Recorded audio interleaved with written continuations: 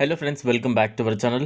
సామాన్య మధ్యతరగతి ప్రజలు పొదుపు వైపు వచ్చి ఆర్థికంగా బలపడేందుకు కేంద్ర ప్రభుత్వం వివిధ రకాల చిన్న మొత్తాల పొదుపు పథకాలను అందిస్తూ ఉంది. ప్రజల అవసరాలకు అనుగుణంగా ఒక్కో స్కీమ్ డిజైన్ చేశారు.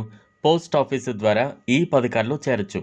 తక్కువ పెట్టుబడితో భారీ రాబడిని అందించే పథకాల్లో ఒకటైన public provident fund PPF scheme మంచి ఆదరణ పొందుతోంది. ఇందులో నెలకు 1500 పొదుపు చేసుకుంటూ వెళితే మెచ్యూరిటీ తర్వాత చేతికి 12 లక్షలు వచ్చే అవకాశం ఉంటుంది.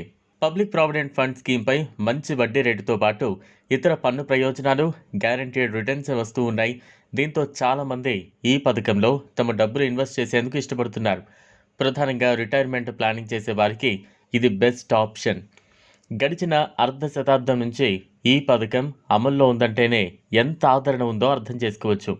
ఉత్తమమైన దీర్ఘకాలిక పొదుపు పథకంగా ఈ స్కీమ్ ఆదరణ పొందుతోంది. ఈ స్కీమ్ మెచ్యూరిటీ పీరియడ్ 15 ఏళ్లుగా ఉంటుంది. ఆ తర్వాత 5 ఏళ్లు చొప్పున పొడిగించుకునేందుకు వీలు కల్పించింది కేంద్రం. ఒకేసారి 12 లక్షలు రావాలంటే పబ్లిక్ ప్రావిడెంట్ ఫండ్లో మెచ్యూరిటీ తర్వాత చేతికి 12 లక్షలు రావాలంటే ఏం చేయాలో ఇప్పుడు తెలుసుకుందాం. ఒక వ్యక్తి పోస్ట్ ఆఫీసులో పీపీఎఫ్ ఖాతా తెరిచి అందులో నెలకు 1500 చొప్పున ఇన్వెస్ట్ చేస్తున్నాడు అనుకుందాం. అంటే ఏడాదికి 18,000 అవుతుంది. ఇలా 15 ఏళ్ల పాటు పెట్టుబడి కొనసాగించాల్సి ఉంటుంది. ప్రస్తుతం ఈ స్కీమ్పై 7.1% మేర వడ్డీ అందిస్తోంది. ఇదే వడ్డీ రేటు కొనసాగుతోందనే అంచనాతో పీపీఎఫ్ క్యాలిక్యులేటర్ ద్వారా లెక్కించవచ్చు. 15 ఏళ్ల మెచ్యూరిటీ తర్వాత మరో 2 సార్లు 5 ఏళ్లు చొప్పున అంటే 25 ఏళ్ల వరకు తమ పెట్టుబడిని కొనసాగించారు అనుకుందాం. అప్పుడు పెట్టుబడి 4,50,000 అవుతుంది.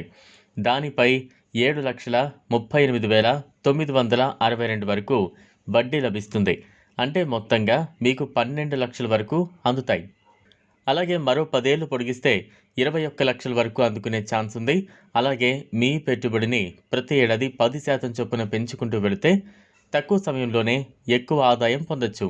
ఈ వీడియో మీకు నచ్చినట్లయితే లైక్ చేయండి, షేర్ చేయండి, ఛానల్ను సబ్స్క్రైబ్ చేసుకోండి. Thanks for watching.